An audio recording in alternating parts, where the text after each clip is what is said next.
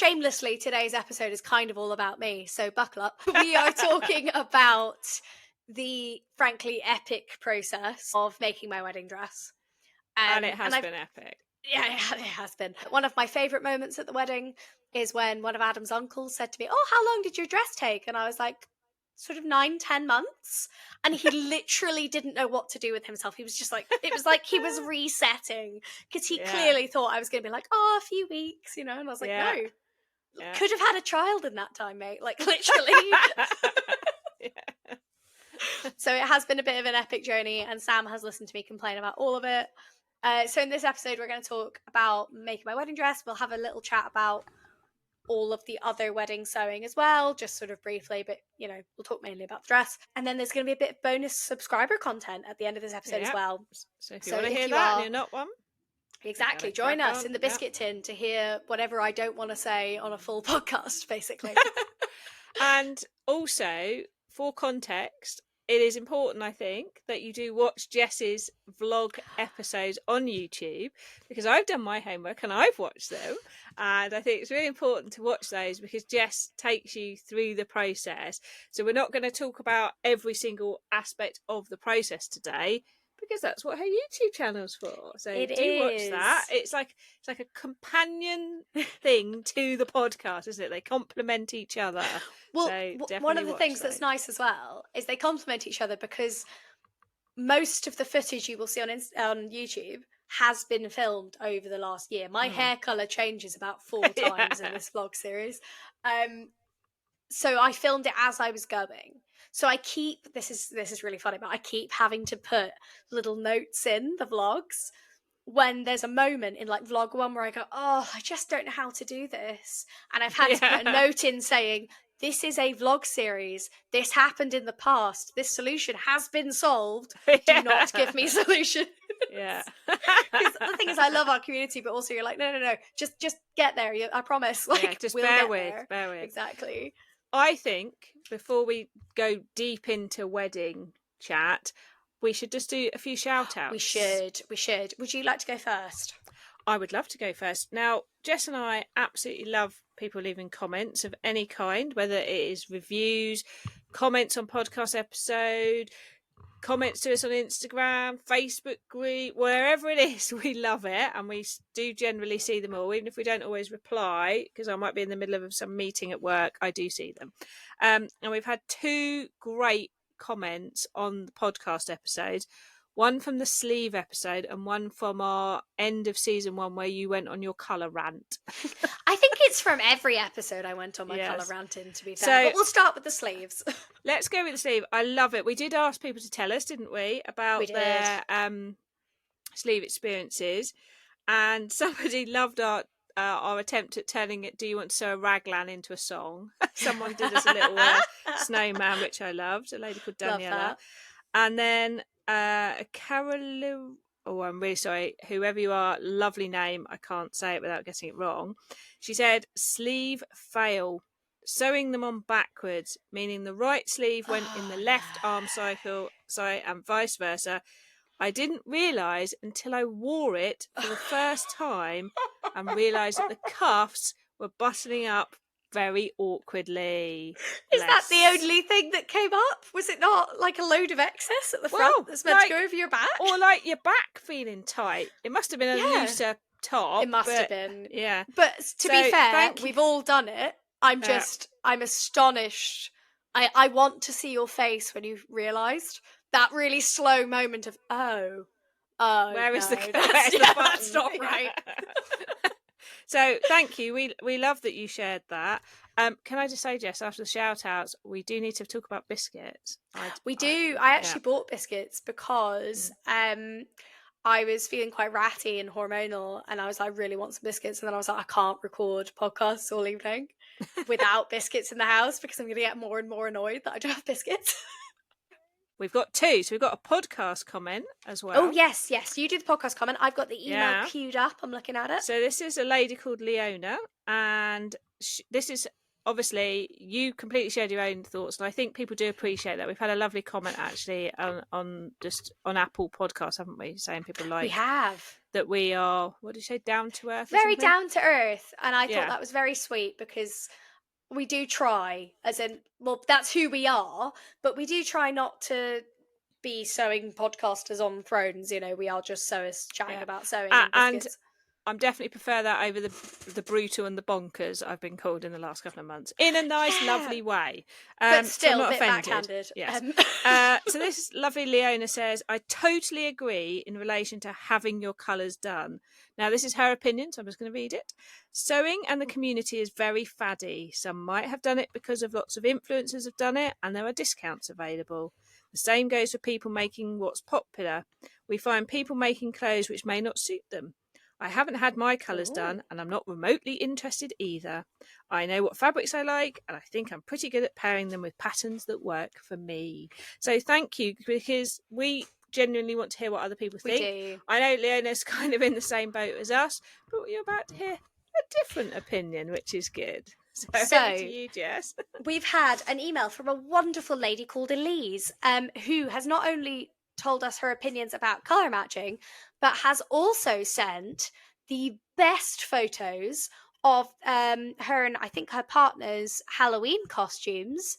That she homemade the best cloak I've ever seen, with the most enormous sleeves. And she did it while listening to our sleeve episode. So that's also in the email. She wanted us to shout her out. Elise, your costume is fantastic. I also really want to know practically how you got on with those sleeves. So let us know. So, hello, just sending a quick note about colour analysis. I had mine done many years ago now, and I have to say it was very useful. Not only did I find out what colours work for me, brackets, which I genuinely didn't know, but what shades of them, brackets, only some blues look nice on me, for example. How to wear colours I like that wash me out, plus I had a whole styling booklet of clothes to suit my body type. However, talking to others over the years has shown that not all colour analysis sessions are equal. Some are far more basic than the one she had. I think that it's just one part of the whole wardrobe story, so to speak, and I've been using the curated closet to look at how to build a wardrobe that better works for me and is more sustainable. Maybe you could do an episode on wardrobe planning. I know it's not everybody's thing. And then I want to send you a picture of the cloak I made for Halloween, 2 patterns hacked together, and I was listening to the sleeve episode while I sewed it. These sleeves were epic in all caps, and I've seen the photo and I can confirm they are phenomenal. So thank you so much, Elise. We love a meaty email as well. Send us your emails, guys. Like, we love it. And when our Google form is live, which it will be very soon, you can send us stuff anonymously as well if you don't want to, if you feel self-conscious or anything, which is totally fine. We've all done it, particularly if you're sending sewing fails or anything, which, you do, or dilemmas or anything. You can do it anonymously, but we do love an email. Now, I think Elise's point's really interesting because it sounds like she had a much more holistic colour analysis. Yeah. And that I can see the value in. If she's getting whole booklets of clothes that would suit her and different shades within those colours and how to wear colours. Crucially, the best bit of her email, in my opinion, is the how to wear colours I like but wash me out. Because I think that is missing from a lot of the narrative around getting your colours done.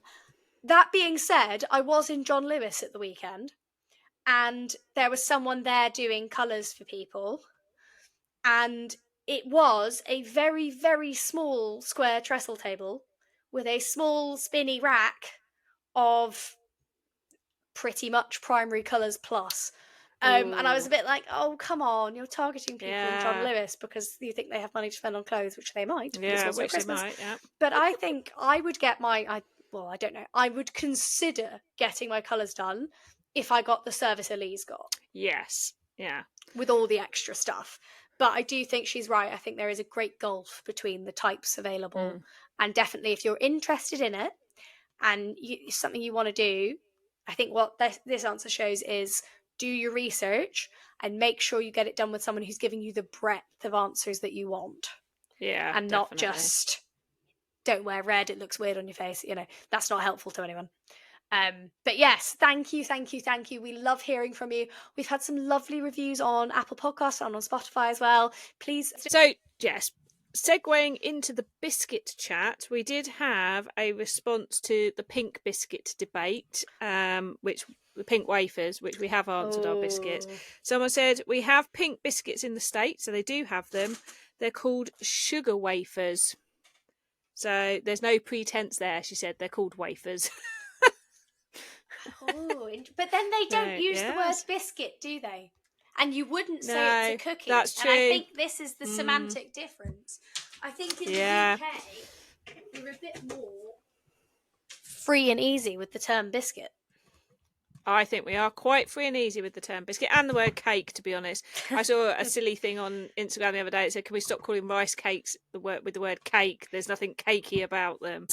Marks and Spencer's are peaking at biscuits. Now, I'm sorry for our international listeners who can't access Marks and Spencer's. I don't know if it's elsewhere in the world. They used to have food halls elsewhere in the world, but I don't know if they closed them when they downscaled a bit. But they are absolutely peaking with their choice. Okay. I've not seen any. They've gone with lovely old school ones. They've gone with like custard cream with bonus extra amount of cream in the middle. They've got like salted caramel tea cakes. I know it's got a biscuit base though, so I'm allowed to mention that. Oh, you definitely They've got these Parma tears or something, which are like they're sort of like a love heart shape. It's clearly like puff pastry, but then it's got like Parmentier. sort of, I love them. So M&S do those year round. I get them all the time. But they've done them up in a new packaging and everything. I get them from the bakery because they have. No, these are little mini ones. Fresh. Oh, cute. Oh no, these are little mini ones in a biscuit pack. Nice. They've got the old school raspberry puff. I don't know if you remember that as a biscuit. It has like tiny, tiny little cubes of sugar on the top of it. I think I know the one you mean. Yeah. They are peaking. God. When I went in the biscuit aisle the other day, it was bigger than I've ever seen it. It's just, they are living the biscuit's dream. That's incredible. I mean, I have returned to a biscuit love that I wasn't you know, when you're not expecting to like something and then you really like it and then you're like, oh, okay. Yep. That is how I felt about the Fox's chocolate and honeycomb biscuits. They're like chocolate, honeycomb, and then biscuit as a base. Nice. And I didn't. Okay, now I'm going to sound really stupid, but I'm hoping I'll bring some of you with me because I didn't realise until 2 weeks ago that Maltesers are made of honeycomb. Oh, did you know this? I didn't know this. I was like, they're just delicious sort of crunchy things. You know, they're great. I like them. I was like, maybe it's a weird type of biscuit, but they're honeycomb. They're great. And then that got me thinking, oh, I should have more of those honeycomb biscuits. And I've even got Adam into them. I think Adam is like, oh, they're nice. Whereas I devoured a pack of them while I was making a Sunday roast. Yeah. Because they're just like, do you know what it is? I can't eat them back to back. I can't eat a pack of them the way I can eat a pack of Marylands, you know? But I can, having 2 of those honeycomb biscuits with a cup of tea and sitting down with that feels like such a treat. So I tried to have it as like moments when I needed a little break and I'd sit with a cup of tea and like 1 or 2 of those biscuits. And I just, it felt really special, but they're also not really expensive. So it's kind of fine. Well, they're not cheap either, but like, you know, it's enough that I feel fine doing that. And they're just so good. So yeah, I agree with you. Like sometimes some of them are quite intense, but then it feels like extra special, doesn't it, when you have them? Because it's definitely that level of chocolatiness. Yeah, they look special. You know, they've got the nice piped wiggly. They do. Okay, now I'll stop talking about biscuits, but you know, like I'm a fan, guys. I'm a fan. And also, we owe our listeners some biscuit content. You know, we can't let them down there. So that's true. I think it's time to talk I think it is time. Dress. I think it's time. Hopefully, by the time this episode goes out, we will have our photos back from our photographer and I'll have been able to share loads more photos of my final wedding dress. Oh, that'd be nice. They're just finishing it off at the moment and there's so many photos. That's a lot of That's them. lovely, though. So, considering they both did it for free because they're friends of ours. So, like, nice. You know, when you're like, I don't want to take the here, so we sort of asked for the bare minimum. But I think they both love being photographers so much, so they just I was going to say, for any listener who doesn't know, Jess very kindly invited me to her wedding. I was very honoured to go, and it did look like the photographers were enjoying themselves, like the creative aspect of it. Yeah, they definitely kept doing things like, oh, we could do this. Oh, we could. I'll get my camera, and then just running off together as a little duo. It was really cute. Because I like photography, and I've done a few family weddings for people and made photo books and things for them. I'm always like watching that stuff. So I was watching there was a point when the top table was empty and they were getting like the arrangement and getting like yours and Adam's name thing, and they were taking photos, and I was just enjoying watching them like trying things out. And I was very curious about the there was like a video on a pole that the best man had at several points where he was being instructed to do things. Although I was enjoying that. Famously, I found out at midnight or midnight that night. We were all sat in the house that was like next to the wedding venue. And we were sat in there, and I'm at this point, dear listener, I have changed from the sort of lovely bride that I was earlier in the day to my hair is down, I'm like 90% fleece, I'm on the sofa eating a lot of wedding cake because I didn't get near it all evening, so I literally made one of my friends take me back a couple of pieces of wedding cake to the house so I could eat them when I got back. So I'm sat there sitting eating wedding cake, and then one of the photographers goes, I was like, oh, how's the footage? And they were like, well, it looks good, but we don't have as much as expected, do we, Paul? And someone else goes, what did he do? No, we don't. He walked around with it for 20 minutes and it wasn't on. Oh. It's so funny. He was looking extremely responsible with it, can I just say?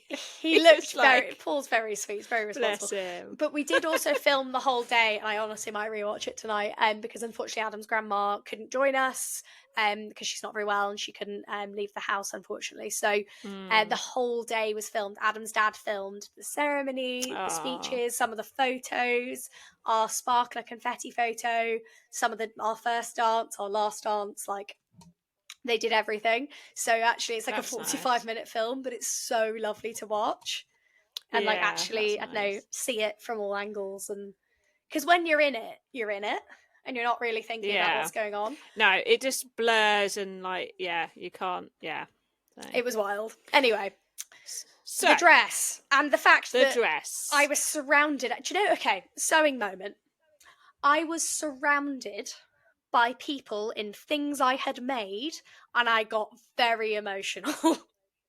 very emotional. I was like a weird, odd, proud mum when I was stood there going, just made that. I was like, my partner Ben came to the wedding as well. Oh, Ben says hi today, by the way.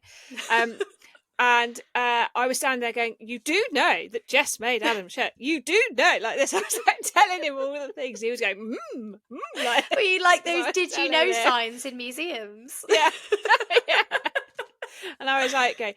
And at one point, because it was a bit chilly and I was encouraging people to come inside because I couldn't help myself. And I said to one of the staff, I went, it's the people in the red ties that Jess made. Like that. So I was very proud of you and everything that, like, the bridesmaids' dresses looked amazing. Thank you. The way you did, like, the different colours. I'm chuffed with how they came out. Considering, they're really lovely. Well, that's also not a stretch pattern. So I was a little bit nervous to be like, will this work? Because that I used the Ali Olsen Highland wrap dress. Again, I will share, if the photographers come back, I will share photos of all of those together as soon as I can. But I was quite anxious about the bridesmaids' dresses because it's a lot to sew 4 dresses for 4 very different people. And I think before we got into the main dress, I think it's worth saying the bridesmaids' dresses took about 16 hours each to sew, and I did most of them in one day. So they came over at like 9 a.m. and they left at like 11 p.m. at night, each one of them. So I did like 4 Sundays. Well, I did 3 Sundays with them here, and then one of them I had to post up to Glasgow. So that one I did over like a week. But it was, I would say the bridesmaids' dress sewing was harder than my wedding dress sewing. Well, you're not fitting it to yourself, which is really You're not fitting it to yourself. Velvet is horrendous. I love it. I adore working with velvet. It's messy. It's really messy, isn't it? It's so messy. And the problem is you can't go from bridesmaids' dress sewing to wedding dress sewing without fully cleaning your machine. Yeah. Because otherwise you get like literally red smears or green smears or whatever on.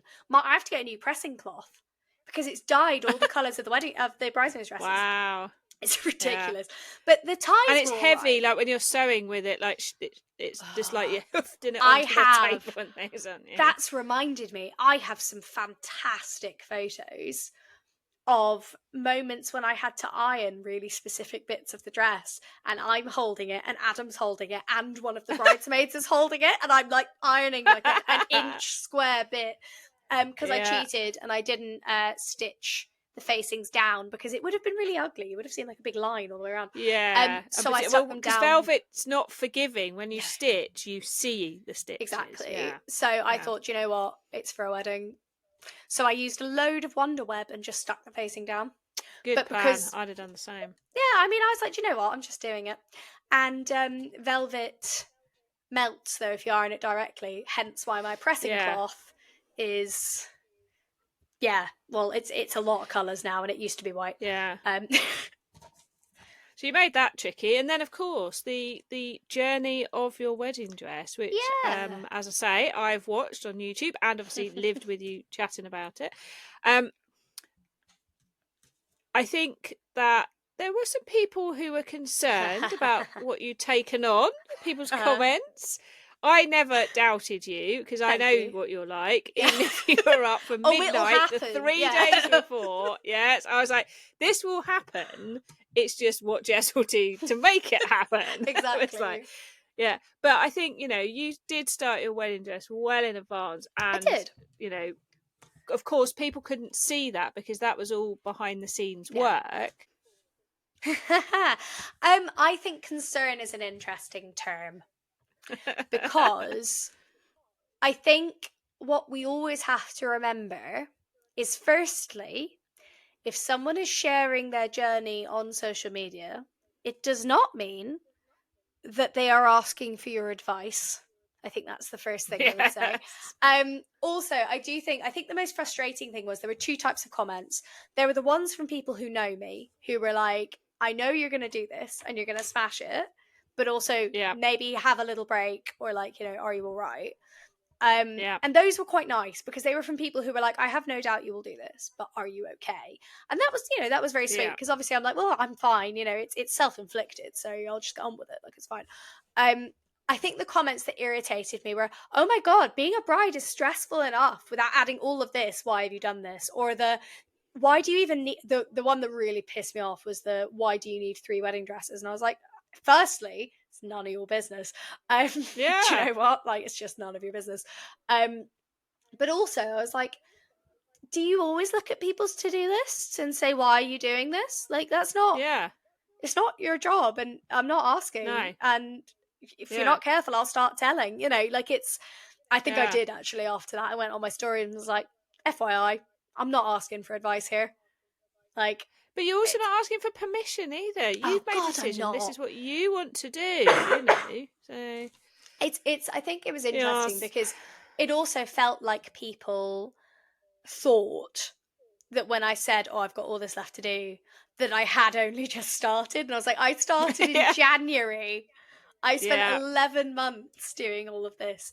But the fact is, you cannot fit bridesmaids' dresses to people 6 months out. No, you can't. It doesn't work. Equally, I always knew I would be finishing my wedding dress the week of.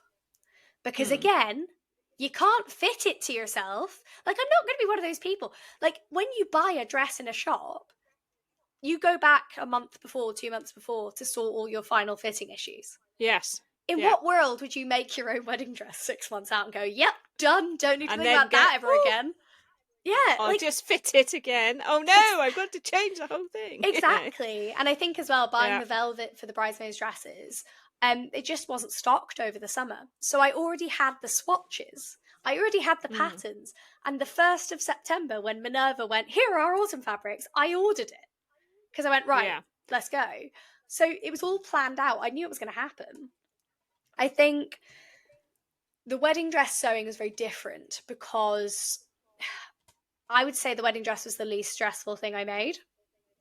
Because it was for me, but also because I did make like 5 versions, you know, like by the Yeah. last dress. Also, I should say my wedding dress was very, if you haven't seen it, it's like very, I'd say like slinky Art Deco, sort of 1930s. Is that fair? That sort of I think that's vibe. a good description of it. Yeah. And Yeah. that's what I wanted. But it didn't Yeah. have any beading. It didn't have any. Well, it had some beading. It didn't have any lace. It had no poof to it at all. So No. while I was But working with really complex fabrics and really complex design, the actual making of it only took a few hours to actually do the construction. so I So it wanted was to quicker. ask, because originally you was going to have like a lace piece, wasn't you? Oh yes, I was. So I pivoted. I think that would be fair to say. But And also, you know what? I love that you pivoted. I really like that you went, do you know what? I'm allowed to change my mind. yeah. Well, do you know what? Actually, for me, it does. Okay, so I've had feedback and comments. Oh my god, it's such a radical change. I have to say, to me in the moment, I was like, oh no, this is a natural evolution to me, because the way I saw it was, I knew I wanted that slinky style of dress. But when I made the first toile and when I look back at the photos, I was like, bias, firstly, cinching bias stuff at the waist always looks weird. You always end up with extra fabric. And Yeah. particularly the body shape that I am. It was a 1930s design, but I don't have a 1930s body shape. No, So no. I was like, I need something that's going to be a little bit more, it's going to be a bit more of a figure. And actually, the more I thought about it, the more I was like, I don't really want any lace on my dress. Like, I want it to be all satin and beautiful. And even when it has the details, I want the details to be in satin as well. So I was sat down with my croquis book, which a very good friend of mine who actually, Nicole, who you met at the wedding, and she actually ended up running our wedding. She gave me that for my birthday last year because we went to the Chanel exhibition. And my biggest problem with designing clothes has always been I really cannot draw the human form proportionately. So it makes clothes very difficult. So having a croquis book with all those forms already in it, I was just sat on the sofa and I went, what do I want? What would make me feel amazing? And I was like, I definitely want the cowl neck. And I definitely want to buy a skirt, but I want something different at the waist. So what I did is I decided that actually, logistically, it is easier to have a top and a skirt in terms of fabric use. You can cut them on the same bias, but you don't suddenly need a full length diagonal. Yeah. So I was like, okay, that will work. But then also, if I cut the sort of arrows and the stripe detailing on the straight grain, that is going to rein the bias in a little bit. Yeah. It's going to give me a shape, and it's also going to mean that it's just going to fit better. It's not going to slide around on me. It's just going to fit where it needs to fit. So it was sort of, for me, it was a pivot, but it was also quite a natural progression. And I don't know how to explain it, but the second I drew it, I don't really remember drawing it. I was just sort of idly drawing. And then I looked down and I just remember going, that's my wedding dress. Like, it was the weirdest moment. I just went, yep, that's my wedding dress. But the first 3, technically, toiles, to me, were all like, I need to draft a bias cut, cowl-necked evening gown with a train. I need to get the bust right. I need to get the waist right, hips. I need to get the fit. I need to get. So to me, the first 3 trials were all very structural, like in a kind of engineering sense, and then we kind of introduced some architecture, as it were. But I really wanted to do something a little bit different, and I think I managed it. And I do still feel and very I think it looked beautiful. Yeah. And what I would ask you is, it was like, as you say, you worked on this for 11 months. You did 5 trials, didn't you? And lots of thinking and that sort of thing. As a sewist, it's not often we do that amount on one project. Yeah. Did you enjoy the journey? Oh, I loved it. I absolutely loved it. It was fantastic. I think the things I loved particularly were, firstly, that, okay, I am a person who loves a self-imposed challenge in some ways, where it's going, I will do this thing and I will find a way to do it. You and I are very similar like that. Yeah. Oh, yeah. And I was like, I don't want any help. I am very proud to say that I did absolutely no research for making my dress. I just went, well, I've made bias cut stuff before. I've got a load of really cheap 12 fabric. Let's get going. Let's give it a go. Yeah. I used the front starting point was the Tammy Handmade Jessica because I knew the cowl fitted me fairly well. And I used the Vicky Sews Ornella as a base for the back because I liked the train. And crucially, a lot of questions why I use the Ornella specifically. And that's because it's bias cut. So if I needed a back pattern that was designed to have an invisible zip in it, but that was bias cut. So that was my real starting point for the back. And the back didn't change hugely. I redrafted a few bits, but didn't change massively. So it was really finding, it's really important, obviously, if you're working with a bias cut pattern, the back of a wedding dress is really difficult. Yeah. And it's really awkward to get drape and all that kind of stuff. So it was really important to find the right starting points. But by the end of it, like, I have fully redrafted the top and the skirt and everything. Like, the front of that dress is no longer that pattern at all. The front of that dress is now mine because I had... You'd be very proud of me. So for those of you who've seen my dress, it's got like a sort of chevron detailing at the waist to sort of pull it in. I fully eyeballed that. Literally, I fully eyeballed it. I was like, well, it probably needs to start from the underarm and go down so the angle's all right. I reckon that'll be okay. And then I basically, I used my pattern mate a lot, my big, like my French curve and stuff, to draft onto dot and cross paper. Yeah. But normally after I'd already given it a go. And I think, okay, this is a top tip because you won't think about this unless you do it. And then you do it and you're like, oh, for goodness sake, this has gone wrong. So when you make your own pattern, you've got to make your own instructions, or at least the order in which things need to be sewn together. So the waistline of my dress, basically, if you imagine bias cut top, and it goes from the arm, so there's no side seam at all. It goes in a V straight to basically my belly button. There's another chevron that echoes that shape. There's then 3 lines perpendicular down that creates like quite a nice, sort of there's like a little chevron side piece and then some lines that go down. We'll share photos in the podcast notes if we can. I don't know, we'll do something. And then the underneath skirt piece, this is really important. The top of it goes up to 2 points and then down in the middle so that the central chevron slots into it. Now, the biggest challenge of sewing my dress was figuring out where the stripes needed to be sewn on first to then fold down to create a long edge to sew along to get a really neat V in the middle of that dress. And that's probably the bit that and my zip construction, which I am going to talk about at length because I'm very proud of. But that really did take time. Like, I was sat on the floor surrounded by paper, literally going, no, it has to be this, doesn't it? With the paper pattern pieces going, no, but if this is here, then this creates one long line. I can do that.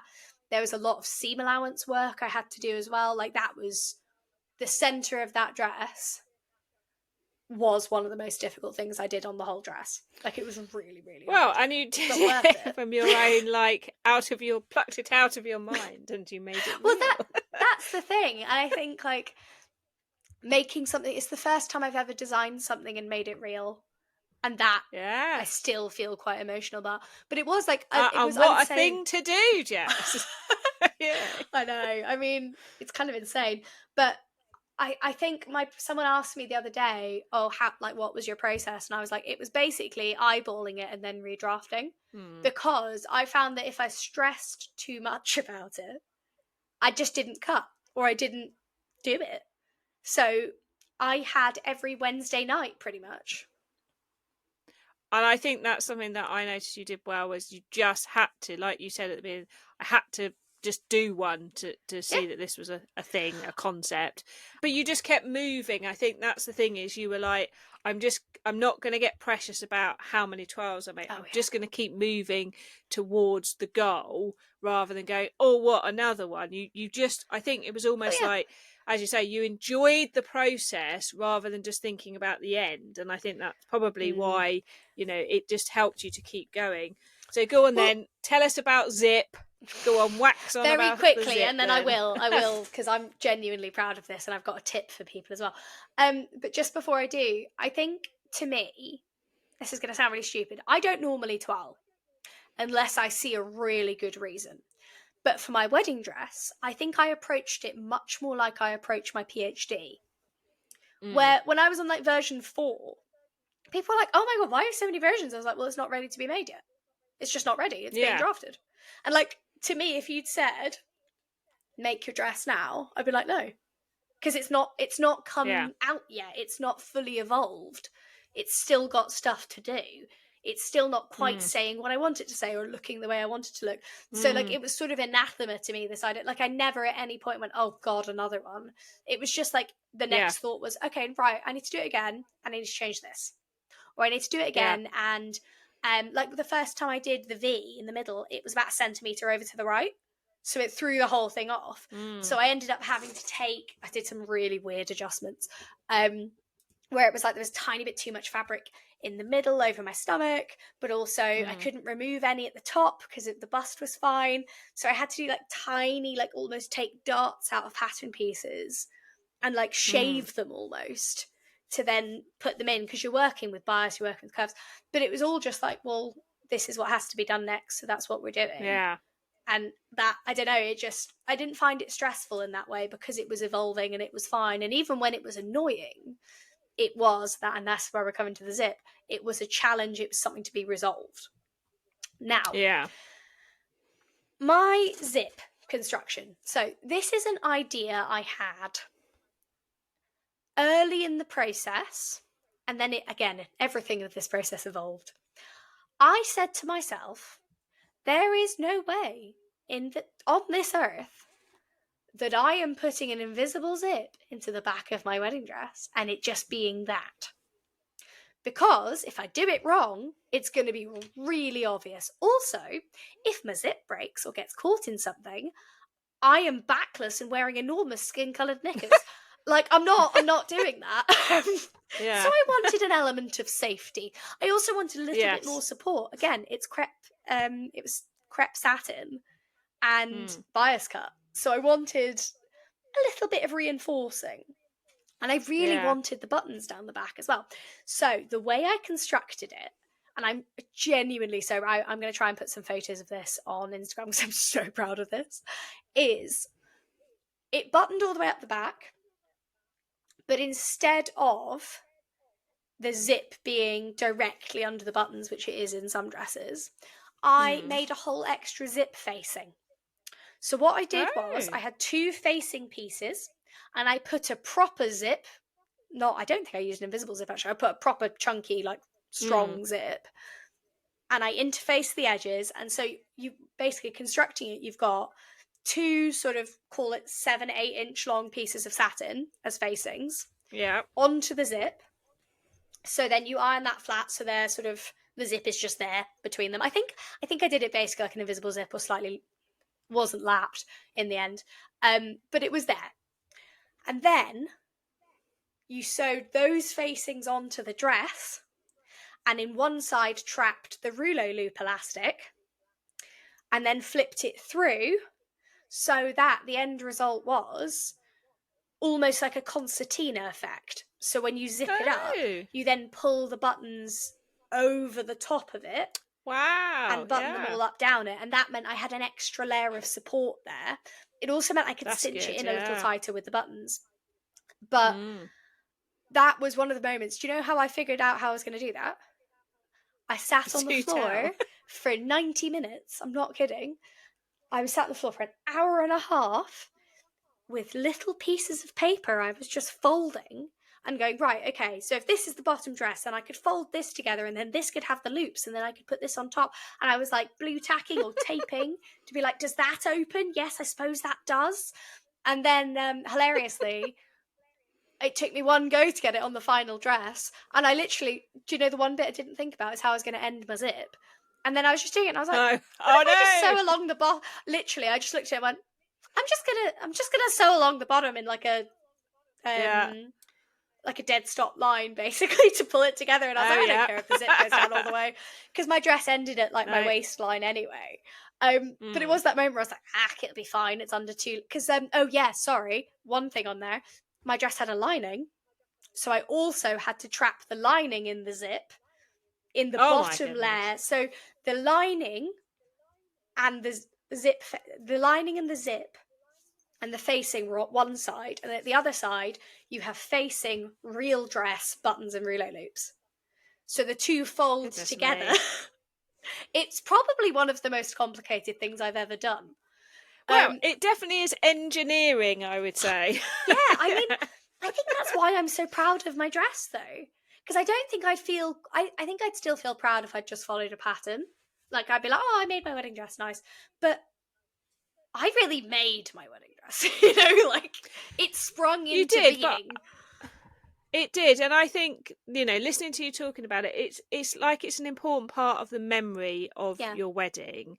And I know that you made the evening dress at the Southern Social that I wasn't at because I was on holiday, so I missed it.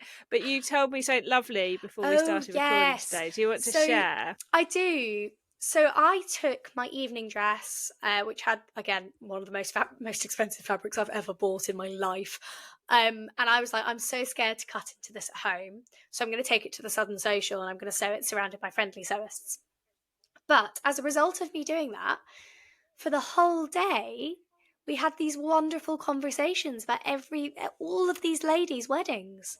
Across generations, across years, people eloped, people went to Disney, people got married with friends and family, people were like, oh, my first wedding was fantastic, my second one was awful, or, vice versa. But it was such a beautiful moment, and it really inspired me, and I thought about it while I was finishing sewing my dress. Just, like, what a sort of watershed moment it is in your life. No matter what happens afterwards, like, you remember your wedding. And it was so beautiful hearing all of these people's stories. Or like one of the ladies was like, well, I'm making my daughter's wedding dress at the moment. And it's so stressful because I make it for her. Rather than, and I was like, oh my God, like, that would terrify me. One lady was talking about adjusting someone's wedding dress. It's like an emergency thing. It was just really special. That's Julie, because she shared that on her vlog, didn't she? Yeah, that was scary. Props to her. Yeah, like, absolutely terrifying. Yeah. But it was really special, and it was really, like, meaningful to hear all of those stories. And I felt very inspired. I missed that. I know I was sat in a lovely sunny you were in Greece. Road, but but still, it is those moments at socials that just happen because it isn't always like sewing chat. There was another week we had where it was only about 9 or 10 of us rather than the 14, and I like it when it's slightly smaller sometimes because like we can have a whole round the room conversation, and we ended up talking about things that were going on to do with family, and everyone was just having a moment of just almost like collectively sharing the challenges and feeling for each other, and I think this doesn't mean men are not included, but women often are doers and getting on, and we don't always take time to sit and commiserate and share. And it's really nice to have those moments. It's lovely to just, like that. Because I'm thinking there's such an age range at the social. And as you say, there's people from so many generations. Well, it was also... Those moments just so nice. Well, it was funny that day, though, Sam, because I forgot you wouldn't have seen this. Because my fabric was so expensive, and I'm not saying that to be like, oh my God, look at me with my expensive fabric. I mean, I was terrified, and it was like this incredible embellished lace, like it was amazing. Yeah, it was. But it was this brilliant community moment when I brought it in, and I was like, well, I can't cut it on the floor. And then Mary was like, right, here's like a non-stick, and you can have I had the whole cutting table for the whole time. Sorry, guys. But everyone kept coming up to make cups of tea and stroke my fabric. And there was a whole thing where like Claire kept making me cups of tea, but putting them like a 2-foot radius away from me and my dress. Yeah. And it's this whole thing. People come up and they'd stroke it, and I'd be like, I know, I'm so scared. And then one of the wonderful ladies was like, how are you going to cut into it? And I was like, probably with scissors. I mean, I was just going to crack on and do it. But it was terrifying. And then there was this brilliant moment where I had to try on in the loos, and one of the other really lovely ladies from the social was in the loos trying a sort of she'd made. And I came out the cubicle, and so did she. We looked at each other like in this leisure centre bathroom with a kids' party going on next door.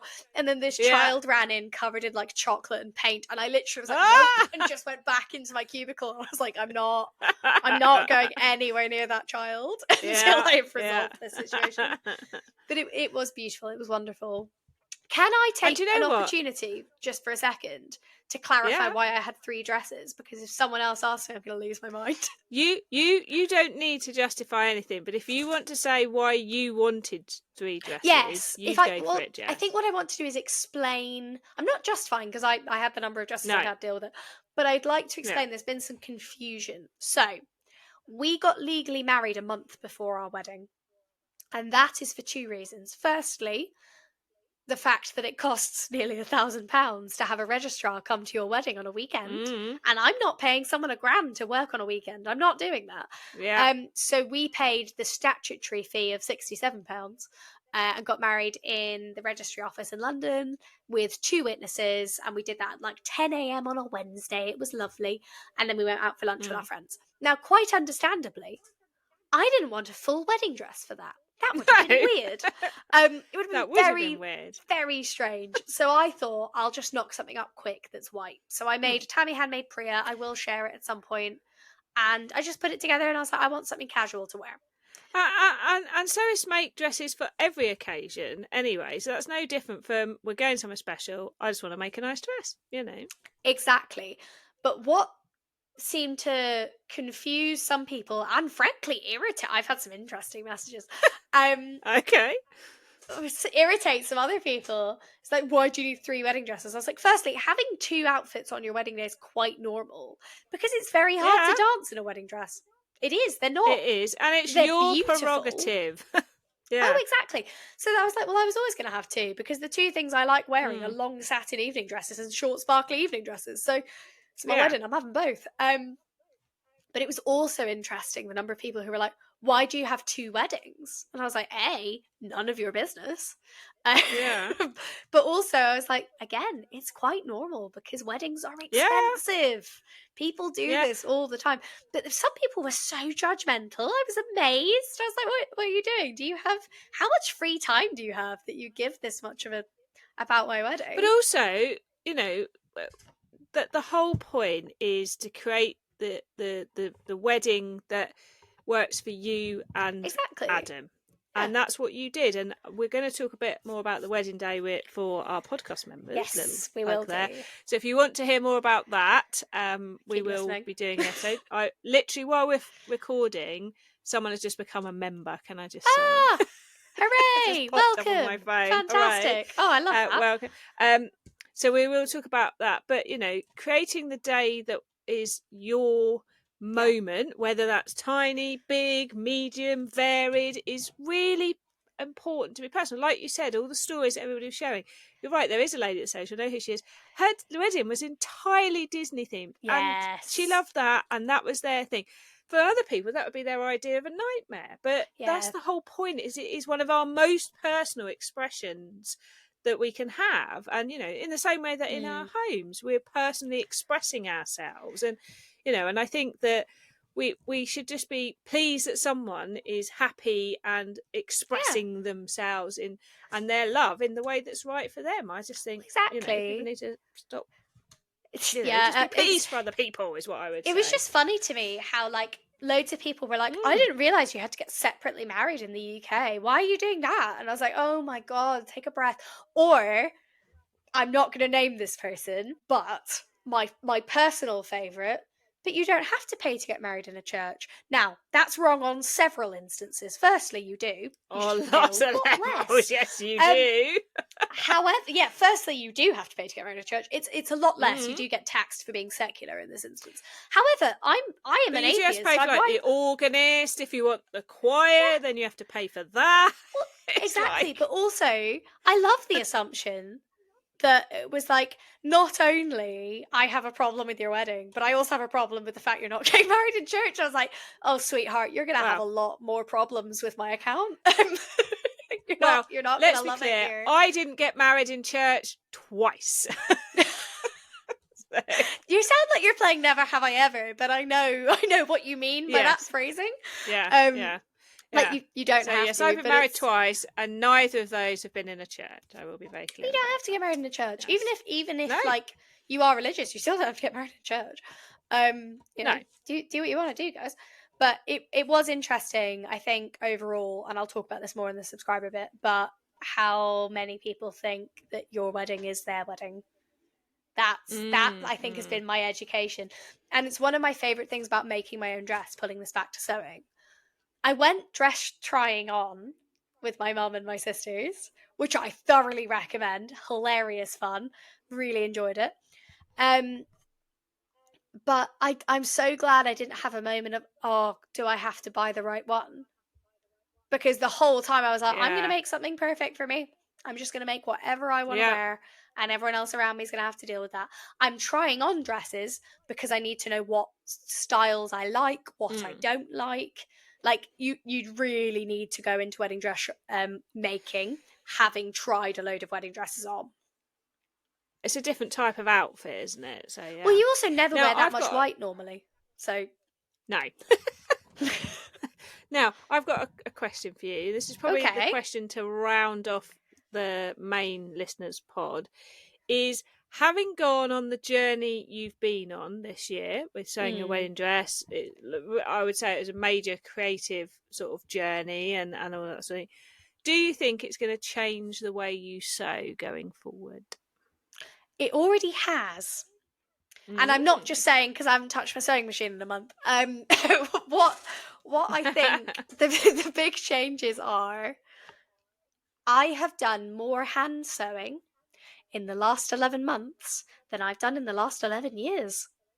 I really didn't like hand sewing before wedding sewing. However, Sam's heard me moan about this a lot. How many buttons did I sew on? 37? Was it 37 or something? Yeah. Yeah, it's something like that. I mean, I'm never doing self-cover buttons again. Absolutely not. Well, I was just going to say, I'm guessing there's some things you're like, I'm done on that. But... Well, sort of, but also, so for example, the ties, I hand sewed 4 ties when I was quite ill. I hand sewed all the snaps onto the bridesmaids' dresses, and I hand stitched in the ditch in certain places to secure facings, and like I did a lot of hand sewing in places. And I think the most interesting change in my sewing so far is, like, the other day, I could not be bothered to set my sewing machine up, and I had a little hole in something to fix. It would have taken me 10 seconds to run it through the machine, but I would have had to change my thread and my matching thread because it was like central crotch seam, and it was bright green, so I had to change it. And then I thought, do you know what? I'll just do it by hand. It's fine. I'll just sit and do it by hand. Yeah. And I did, and it took me 5 minutes, and it's a really neat little fix as well. I'm really happy with it. My hand sewing's a lot better now as well. But hand sewing is now an option, and that sounds weird. Yeah. It's always been an option, but hand sewing is now you're right. in my quick options. Yeah, because sometimes we get in our head about being on the machine all the time, and you're right. It's not like a go-to thought, and it's kind of become more of a go-to thought for you. Yeah, definitely. It's something that's in my arsenal of things I can do I'm comfortable with and I can do quickly. There are certain things that I go, oh, I have to do that. I don't want to do that. That's going to be rubbish. But there are certain things where, now I'll go, oh yeah, I'll hand sew, that's fine. Or it's like, oh yeah, I'll just sit and do it. It's okay. The other things I would say, it's changed my sewing. It's made me a lot more creative, and not in a, oh my God, I'm going to make this beautiful. Like, not in that way, in a problem solving way. So, for example, how am I going to get my train to drag? the lovely Sarah from My Handmade Wardrobe was like, you could put some chain or something in it. And I was like, okay, maybe I'll have a look at that. Went to the sewing shop, they had nothing.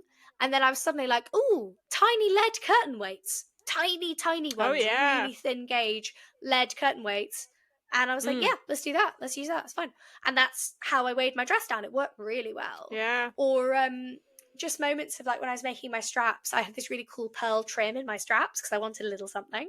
And I saw that trim in the shop and I went, oh, that could go in my straps. I could do it like this. And it was just, again, it was a proper like, I feel a lot more engaged with problem solving, engaged with fitting.